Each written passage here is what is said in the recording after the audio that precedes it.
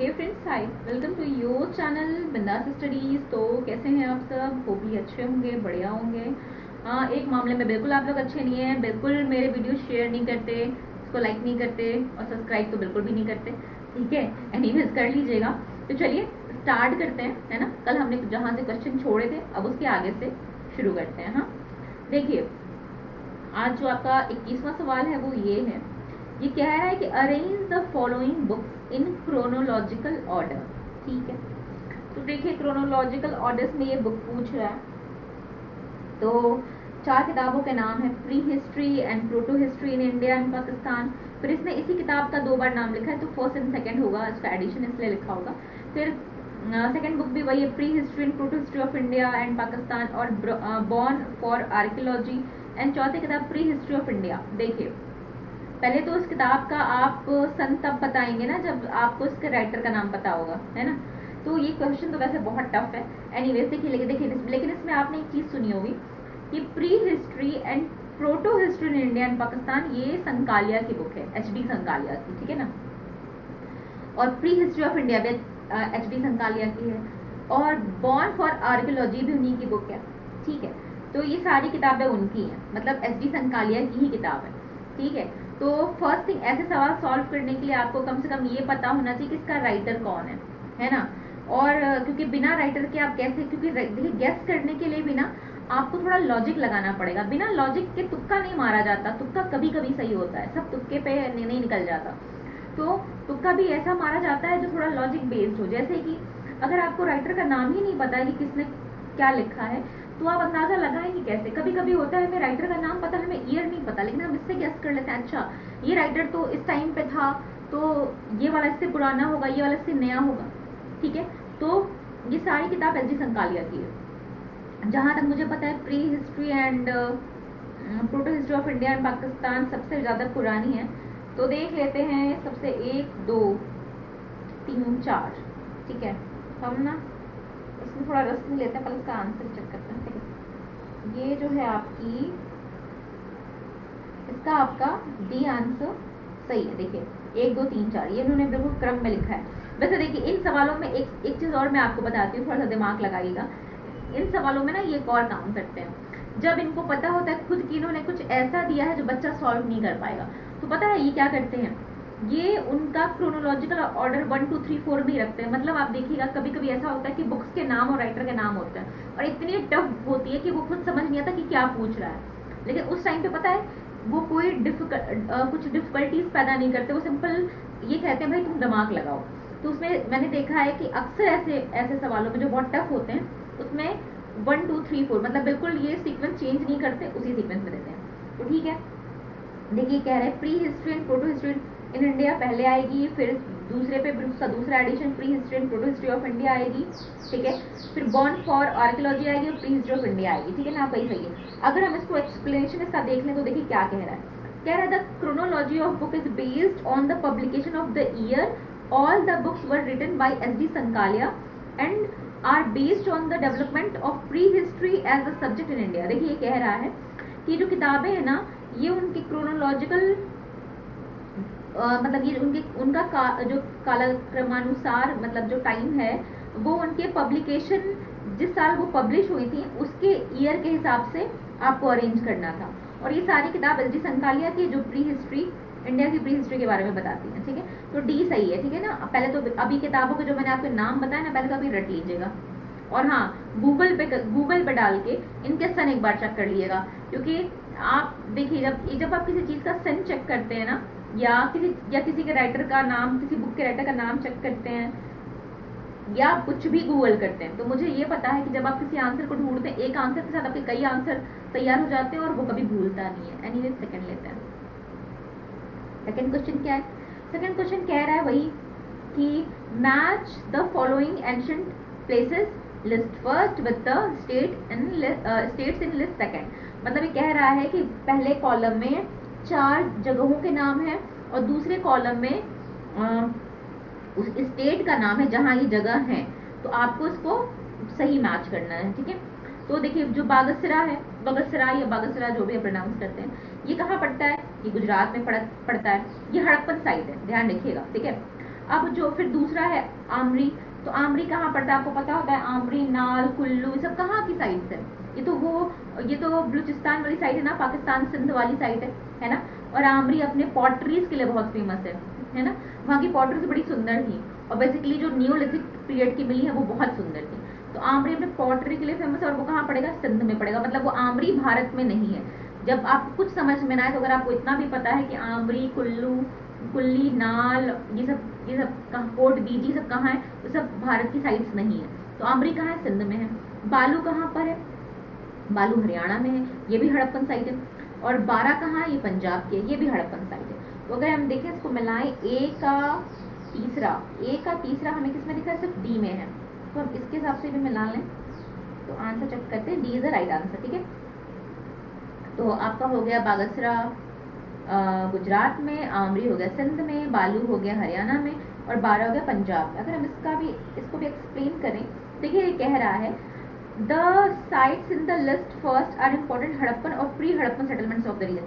मतलब ये जो साइट है ना, इसमें हड़प्पन और जो मतलब प्री हड़प्पन, मतलब जो उत्तर, मतलब जो बाद वाला हड़प्पन पीरियड है, जैसे 3 पार्ट्स में हम बांटते हैं ना, pre Harappan, post mature Harappan और पोस्ट हड़प्पन। ठीक है, कि जो हड़प्पा का प्रारंभिक काल होता है, फिर जो उसका मैच्योर काल है, जब कोई भी सभ्यता अपने चरम पर होती है, और उसका जो उत्तरकालीन हड़प्पन काल है। ठीक है, तो ये कह रहा है कि ये जो साइट्स हैं वो हड़प्पन और प्री हड़प्पन सेटलमेंट्स की हैं।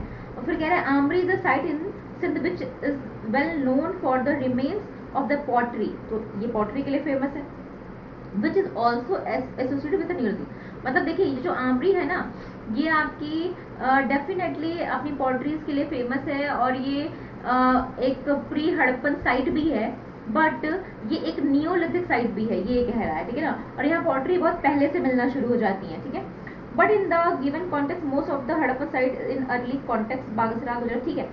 ठीक है, तो इसका बस यही मतलब था। तो अगर मैंने आपको ये बता दिया कि बागसरा, आमरी, बालू, बारा ये यहाँ पर है, तो अब आपका ये होमवर्क बनता है कि आप इसको जाके ये चेक करिए कि यहाँ क्या मिला और क्या फेमस है। इससे ना आप इस सवाल को कभी नहीं भूलेंगे और गलत कभी नहीं करेंगे। नेक्स्ट देखते हैं, देखिए ये कह रहा है कि arrange the following works in chronological order. अभी इसको भी आपको कालक्रमानुसार एक सीक्वेंस में लगाना है। ठीक है, अब ये भी किताब का नाम है, जैसे कि studies on ice age in India and associated human cultures, फिर द पर्सनैलिटी ऑफ इंडिया। तो देखिए इसमें द पर्सनैलिटी ऑफ इंडिया ना, ये किताब बी सुब्बा राव की किताब है, क्योंकि ये बहुत फेमस है। ठीक है, the pre history and palaeography of the great Indian desert, और फिर क्या है the pre history and proto history of India. ये तो अभी मैंने आपको जस्ट बताया कि ये एस.डी. संगालिया की किताब है। इसमें से देखिए, इसमें मुझे ये पता है कि the studies of the ice age in India and associated human culture, ये सबसे बाद की बुक है। ठीक है, तो इसमें हमने सबसे बाद में पहला, जिसमें लास्ट में तो खैर 2 में लास्ट में है ना। तो अगर पहला लास्ट में, तो आपको पता होगा कि जो pre history and proto history of India है, यानी कि जो संकालिया है, संकालिया की बुक बहुत ज़्यादा पुरानी है, एटलीस्ट बी सुब्बा राव से तो पुरानी ही है। ठीक है, तो इसमें इन्होंने, अगर हम आंसर देखें चौथा, तीसरा the pre history and palaeography of the great Indian desert, और फिर हम अगर रखें आपकी संकालिया की बुक, और फिर हम रखें आपकी पहले हम रखेंगे 3, 4, 2, 1। अगर हम इस हिसाब से देखें, है ना, तो इस हिसाब से हमें देखिए इसका सी राइट आंसर है। कैसे, ये देखिए पहले इन्होंने बताया कि the pre history and proto history of India, ये ने 3 के हिसाब से सबसे पुरानी किताब है the pre history and palaeography of great Indian desert. पहले ये किताब लिखी गई, फिर लिखी गई the pre history and proto history of India, जो कि एस.डी. संकालिया की है।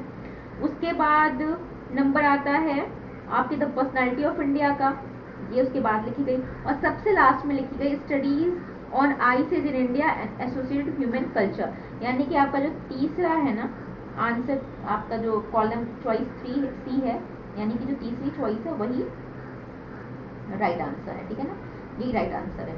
ठीक है, तो अगर हम इसको एक्सप्लेन करें तो देखते हैं। देखिए ये कह रहा है, ये भी वही बता रहा है, ये सारी किताबों का आपके बारे में नहीं बता रहा, केवल कह रहा है the work of pre history and proto history of India was done by S D Sankalia, जो कि मैंने आपको पहले बताया कि pre history and proto history of India and Pakistan, ठीक है, और केवल pre history proto of India, ये किताब एस डी संकालिया की है। और whereas the personality of India was written by Subba Rao, यानी बी सुब्बा राव की बात कर रहा है, हु रोट इट लेटर, मतलब उन्होंने इसको बाद में लिखा, ठीक है। तो इन्होंने इसको पूरा एक्सप्लेन नहीं किया, बस ये बता दिया कि ये किताब बहुत पुरानी है और ये किताब बहुत नई है, ठीक है, इसको बहुत अच्छे से एक्सप्लेन नहीं किया। एनीवेज इन किताबों को एक बार को इनका पब्लिकेशन ईयर आप एक चेक कर लीजिएगा, क्योंकि देखिए पब्लिकेशन ईयर तो फिलहाल मुझे नहीं याद है, और मुझे मैं अगर तुक्का भी मारूंगी तो मैं मतलब थोड़ा सा दिमाग लगा के करूंगी कि भाई एस डी संकालिया कब थे, तो ये सुब्बा राव कब थे, लेकिन इसके लिए आपको कम से कम उसका राइटर तो पता होना चाहिए ना, और उसके लिए आपको पढ़ना पड़ेगा। चलिए नेक्स्ट देखते हैं। देखिए कह रहा है which of the following is not a form of archaeological data. अब जो 4 चॉइस आपको दी है, इनमें से ऐसा क्या है जो आर्कियोलॉजिकल जो डेटा है उसका फॉर्म नहीं है ना, उसका एक रूप नहीं है। तो 4 चीज दी है, कंट्रोल के terracotta figurine, terracotta wheel oven. तो कंट्रोल के टेराकोटा का आपको पता है, टेराकोटा फिगरिन का मतलब वही होता है टेराकोटा की जो मृण मूर्तियां हैं, जो मिट्टी की बनी मूर्तियां हैं, यानी कि ऐसी मूर्तियां जो फिगरिन मतलब जो मानव आकार मूर्तियां हैं ना टेराकोटा की, और जो मिट्टी की बना के पका दी गई हैं उनकी बात कर रहा है। टेराकोटा के व्हील मतलब पहिए की बात कर रहा है, और ओवन की बात कर रहा है। तो इनमें से क्या क्या उस आर्कियोलॉजिकल साइट से मिलता है और क्या नहीं मिला। तो देखिए टेराकोटा फिगरिन तो मिलता ही है, टेराकोटा व्हील भी मिलता है, ओवन भी मिलता है, कंट्रोल किट जैसा कुछ नहीं मिला है। तो यही आंसर सही है अगर आप चेक भी करेंगे तो। देखिए A is the right answer, और देखिए एक्सप्लेन करेगा तो देखिए लिखा भी है, artefacts are important finds of exhibition, the terracotta figurines wheel and oven has been found, मतलब कि टेराकोटा फिगरिन्स और जो व्हील है और ओवन है ये आर्कियोलॉजिकल उत्खनन में यानी पुरातात्विक उत्खनन में प्राप्त हुआ है, ठीक है ना।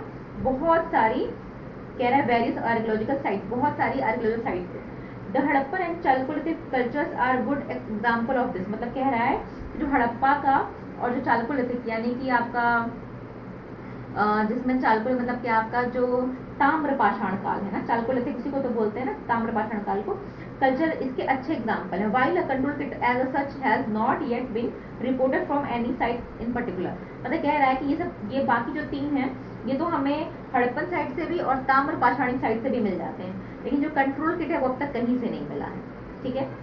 अब देखिए नेक्स्ट देखते हैं, ठीक है। देखिए ये भी मैच करने का है। इस मतलब जो ऐप है इसकी सबसे खास बात यही है, इसमें आपको मैच इतना सवाल करा देंगे कि आप वहाँ गलती ही नहीं करेंगे। तो ये अच्छा ऐप है, इसको आप डाउनलोड कर सकते हैं। देखिए ये कॉलम ए में एक लिस्ट दिया है, उसको कॉलम बी की लिस्ट से मिलाना है, ठीक है। तो एक तो बोल रहा है कि जो थर्मोल्यूमिनेसेंस है, ठीक है, वो क्या है, C14, मतलब जो C14 है, जो डेंड्रोक्रोनोलॉजी है, पोटेशियम आर्गन है, ये सब एक विधियां हैं। किसकी विधि है, आर्कियोलॉजी की। इससे क्या होता है, इसी से तो पता करेंगे ना कौन सी चीज कितनी पुरानी। तो उनसे पूछ रहा है कि और बगल में इनके जो मतलब इनको जिसने खोजा है उसका नाम लिखा हुआ है, ठीक है। तो आपको देखिए मैं आपको एक ही चीज बता देती हूँ, C14 तो सबको पता होगा, जो कि बी कॉलम देखिए, C14 सबको पता है कि C14 जो है उसको विलियर्ड एफ लीबी ने खोजा है, ठीक है, ये इनकी खोज है, ठीक है, यानी कि ए जो है ना कॉलम सेकंड में ए देखिए इनकी, ठीक है। फिर आपको पता होगा कि जो आपके ये है ना डेंड्रोक्रोनोलॉजी, ये क्या है, देखिए ये पता है क्या होता है, जैसे मान लीजिए आपने कोई पेड़ है ना, कोई पेड़ का आपको एविडेंस मिला, मतलब कोई बहुत पुराना पेड़ आपको मिला और आपको पता करना है कि इसको वृक्ष वलय तिथि बोलते हैं हिंदी में, ये आपको पता करना है कि ये पेड़ कितना पुराना है। तो आपने देखा होगा जब आप पेड़ को बीच से काटेंगे ना उसमें वलय पड़े होते हैं, ऐसे गोल गोल से ड्रॉ देखा है, गोल गोल से ड्रॉइंग सा दिखता है, गोल गोल से निशान पड़े होते हैं, ठीक है, वो होता है वलय, ठीक है। तो उसको नाप के आप पेड़ की एज का अंदाजा लगा सकते हैं। तो ये जो डगलस है ना, ये जो सेकंड कॉलम में है, ये इनकी खोज है, ठीक है, किसकी? डेंड्रोक्रोनोलॉजी की, यानी कि जो वृक्ष वलय की इनकी, ठीक है। और अगर आप इन दो के हिसाब से भी मिलाएंगे, ठीक है, तो आपका आ जाएगा, आपका बी का अगर हम पहला लगाएं, बी का पहला तो तीनों में दिया हुआ है ना, बड़ी होशियारी से बनाया इन्होंने। और अगर हम सी का लगाएं कि हमें डगलस को लगाना है, तो सी का हमें दूसरा लगाना है, तो सी का दूसरा भी इन्होंने सब में दिया है। तो हमें ये देखना है कि अब हमें बाकी दोनों को देखना है ना। तो बाकी दोनों में आपको चेक करना पड़ेगा कि जो, देखिए, जो एक और विधि है पोटेशियम आर्गन, है ना, तो पोटेशियम आर्गन भी वैसे काम करती है ना, जैसे कि आपके जैसे कि पोटेशियम आर्गन में वैसे ही काम करते, जैसे मान लीजिए आपको कहीं की राख मिले, ठीक है, आपको उसकी डेट बतानी हो, है ना, तो अगर आपको उसकी डेटिंग करनी है तो उसके लिए आपको पोटेशियम आर्गन विधि का उपयोग करते हैं। जैसे अक्सर पोटेशियम आर्गन वहाँ यूज करते हैं, जैसे ज्वालामुखी की राख हो गई, है ना, इन सब चीजों के लिए। फिर आपकी जो थर्मोल्यूमिनेंस है, ये पता है क्या है? ये एक उष्मा दीप्ति करके इसको कोई विधि बोलते हैं, ठीक है, मुझे इसका एग्जैक्टली हिंदी में नाम याद नहीं आ रहा। ये वो विधि है जब ना आपको कोई पॉटरी मिलती है, जैसे आपने देखा है ना कि बहुत सारी हड़प्पा से या चालकोलिथिक कल्चर से या आयरन एज से आपको बहुत सारी पॉटरी मिलती है। जैसे आपने बहुत सारे नाम सुने हैं ना, NBPW, है ना, ब्लैक एंड रेड वेयर, है ना, ये बहुत सारे आपने नाम सुने होंगे पॉटरीज के, यानी मृद भांड हो गए। लेकिन हमें कैसे, आपने कभी सोचा कि कैसे पता करते हैं वो कि ये इतनी पुरानी है? देखिए, तो ये जो आपके ए में लिखा है ना, ये आपका, ठीक है, ये जो आपकी उष्मा दीप्ति विधि है, थर्मोल्यूमिनेंस जो है ना, ये पता है आपको क्या, ये क्या करते हैं?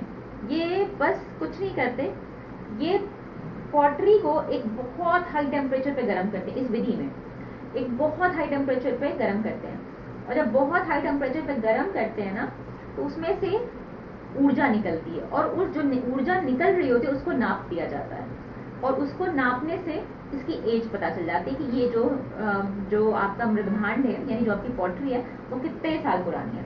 तो जो आपकी उष्मा दीप्ति विधि यानी कि ए है, थर्मोल्यूमिनेंस जो है, ये आपकी फेरिगंटन डेनियल ने खोजी थी, यानी ए का तीसरा ऑप्शन है। तो ए का तीसरा भी दोनों में है, लेकिन ऐसा नहीं है, हमें क्या मिलाना है कि ए का तीसरा, C14 का पहला, और डेंड्रोक्रोनोलॉजी का ए डगलस। तो इसका मतलब है सी और जो कॉलम है उसमें हमें सब मिल रहा है। और पोटेशियम आर्गन आपका किसका हो गया? एवर्डन एंड कर्टिस का, ठीक है ना। तो अगर हम इसको लगा के देखें तो ये आपका सी इज अ राइट आंसर, सी सही है, ठीक है ना। अगर हम इसको एक्सप्लेन करें तो देखिए, ये कह रहा है ना, C14 विलियम एफ लीबी ने इसका मैथड खोजा था कब। और ये देखिए, ध्यान रखिएगा, कभी कभी क्या होता है, साइंटिस्ट का नाम देता है और पूछ देता है वो कौन से देश से थे। तो विलियम एफ लीबी USA में इन्होंने ये खोजा था 1948 में, तो इसमें लिख के आ रहा है, ठीक है। और ये बता रहा है कि C14 क्या होता है। अब आपको पता ही है कि C14 जो है ना, वो आपको अर्थ के जो अपर एटमॉस्फेयर में, मतलब ये आपको पृथ्वी पे विद्यमान मिलता है। और किसमें मिलता है? जो लिविंग थिंग्स होती है, मतलब जो जिंदा चीजें होती हैं, जैसे कि एनिमल्स होते हैं, पशु हो गए, ठीक है, प्लांट्स हो गए, जो भी लिविंग थिंग्स है, जो भी जीवित चीजें हैं, उसमें ये आपको मिलती है। क्या होता है C14 कैसे पता करते हैं? सिंपल है ना, कि C14 की एक एज है, ठीक है। जब कोई चीज मर जाती है, जैसे मान लीजिए कोई पौधा मर गया या कोई जानवर मर गया, तो जब क्या होता है ना कि C14 जब वो इंसान मर जाता है, तो उसके बाद, या कोई भी ऐसा एनिमल या प्लांट मर जाता है, तो C14 ना उसमें से खत्म होना शुरू होता है, ठीक है। और जितना खत्म हुआ ना, उसी को नापा जाता है, और उसके थ्रू पता कर लिया जाता है कि ये कब मरा, तो उसकी एज ये कितना पुराना होगा। यही होता है आपका रेडियोकार्बन में, ठीक है। और आपकी जो TI डेटिंग है, यानी सेकेंड नंबर की, ये देखिए, ये कह रहा है ना कि ये this method is helpful in dating the ancient clay object like pottery, bricks and ceramic। मतलब वही जो पॉटरी, ब्रिक्स और सेरेमिक, जो भी मिट्टी से बनी चीजें हैं, कि उनके लिए बड़ा हेल्पफुल है, ठीक है। और इसको जो है वो आपको फेरिगंटन डेनियल ने खोजा था, ठीक है। और क्या होता है इसमें, देखिए, ये भी कह रहा है कि तीसरे नंबर पे देखिएगा पॉइंट 3 में कि कह रहा है ना कि इसमें से एक फ्लैश लाइट है, वो निकलती है जब आप इसको बहुत ज़्यादा टेम्परेचर पे हीट करते हो तो, और उसी के थ्रू उसी को नापा जाता है और फिर इसका पता चल जाता है कि इसकी एज कितनी है। फिर पोटेशियम आर्गन, इसका एबरडन कर्टिस ने इसको खोजा था, ठीक है। इसको भी बता रहा है कि पोटेशियम आर्गन का जो है बता रहा है ना कि हाफ एज इसकी जो हाफ लाइफ है वो 1.3 मिलियन ईयर होती है ना। और इसको भी वही नापने का वही तरीका है कि जो चीज़ खत्म होने लगती है उसको नाप लिया जाता है। फिर डेंड्रोक्रोनोलॉजी मैंने आपको बताया था कि सर ए डगलस ने की थी 1922 में, यानी 1922 में खोजी थी, बहुत टाइम हो चुका, ठीक है।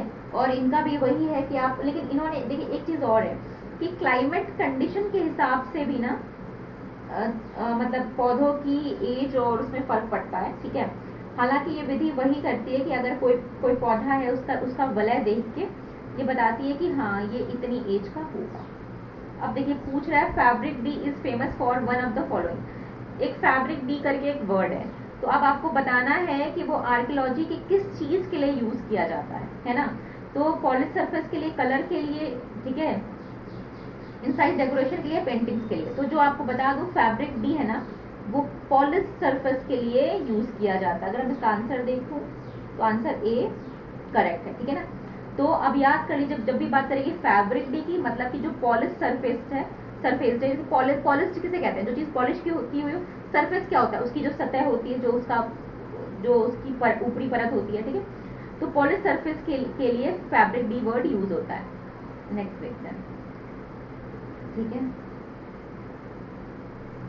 ये हम हटाते हैं क्योंकि ये कारण और कठिन वाले क्वेश्चन है, ये हम एक साथ करेंगे, ठीक है। देखिए ये कह रहा है, अब ये देखिए ये सवाल अच्छा है कि the half life of carbon 14 isotopes present in organic matter is. अब सिंपल सी क्वेश्चन का मतलब समझ लीजिए कि जो मैंने अभी आपको कार्बन 14 बताया, तो कार्बन 14 ना की जो हाफ लाइफ है ना, ये उसका जो आधा जीवन है वो कितने साल का होता है। ये सिंपल से बस यही क्वेश्चन है, इससे ज्यादा ही कुछ नहीं पूछ रहा, ठीक है। इस क्वेश्चन का मतलब यही है कि जो आपका कार्बन 14 है ना, वो उसकी हाफ लाइफ कितनी है। तो आपको पता होगा कार्बन 14 की जो हाफ लाइफ है वो 5,568 होती है, मतलब 5,568 साल, ठीक है, ये इसकी हाफ लाइफ है। और जब ये किसी लिविंग थिंग्स जो कि मर चुकी है, मतलब ऐसी चीज जो जिंदा थी, पेड़ पौधे पशु पक्षी सब, जब वो मर जाती है तो उसमें से कार्बन 14 जो है वो खत्म होना शुरू करता है और उसी से हम नाप लेते हैं। तो मतलब कि आपका B is the right answer, आपका बी जो है वो करेक्ट आंसर, ठीक है। इसको अगर हम एक्सप्लेन करें तो देखिए कह रहा है ना, देखिए कह रहा है कि ऑल लिविंग, ठीक है, ऑर्गेनिज्म, ठीक है, ऑब्जर्व C14, ठीक है। ये क्या करा, जो भी लिविंग थिंग्स है ना वो ऑब्जर्व करती है C14, ठीक है, एंड C12, ठीक है, एक ऑर्डिनरी कार्बन है, और जो C14 है वो एक रेडियो एक्टिव कार्बन, ठीक है ना। मतलब C14 और कभी कभी पता है आपको C14 और C12 की एज आपस में नाप के भी ये पता लगा लिया जाता है कि कोई चीज कितने साल पुरानी है, ठीक है। तो ये कह रहा है कि जब स्टार्ट, देखिए ये वही बात है कि स्टार्ट डिकेइंग, ठीक है, मतलब जब वो चीजें, जब C14 खत्म होना शुरू होता है ना, तो हमें उसकी लाइफ पता चल जाती है। और carbon 14 rigid half 5,568 plus 30 years, plus minus करके ये रखते हैं। वैसे तो इसमें ऐसा भी है कि जैसे कि कार्बन 14 को कुछ चीज़ों के लिए, जो बहुत पुरानी चीज़ें हैं उसके लिए ऑथेंटिक नहीं मानते, कहते हैं उसमें सही डेटिंग नहीं आएगी, तो उसको फिर वो पोटेशियम आर्गन से नापते हैं, ठीक है। तो उसकी अगर हाफ लाइफ पूछी है तो 5,568 साल हुई, ठीक है। तो आज हम इतने ही क्वेश्चन लेते हैं, फिर नेक्स्ट में हम कुछ और क्वेश्चन सॉल्व करेंगे। अगर आपको कुछ समझ में नहीं आया हो तो प्लीज़ बताइएगा, और अगर आपको लगता है कि मुझे और एक्सप्लेन करना है तो भी बताइएगा। देखिए बुक का पब्लिकेशन भी मैं आपको ढूंढ के बता देती हूँ, लेकिन कुछ काम आप भी तो करिए क्योंकि आपको एग्जाम देना है। अगर आप थोड़ा सा उसको ढूंढेंगे ना तो पता है आपके बहुत सारे सवाल होंगे। जब मैं तैयारी करती थी तो मान लीजिए कोई सवाल पूछा तो उसका एक सवाल में 4 ऑप्शन होते हैं ना, तो मैं एक ऑप्शन के बाद ये सोचती थी कि 3 ऑप्शन किस चीज़ के हैं, तो मैं उनको भी ढूंढती। टाइम तो बहुत लगता था, लेकिन पता है मेरे बहुत सारे सवाल जो है वो तैयार हो जाते थे। तो अगर आपको ये मेरा वीडियो अच्छा लगा हो, तो please like share and subscribe करना बिल्कुल मत भूलिए। सी यू देन, बाय।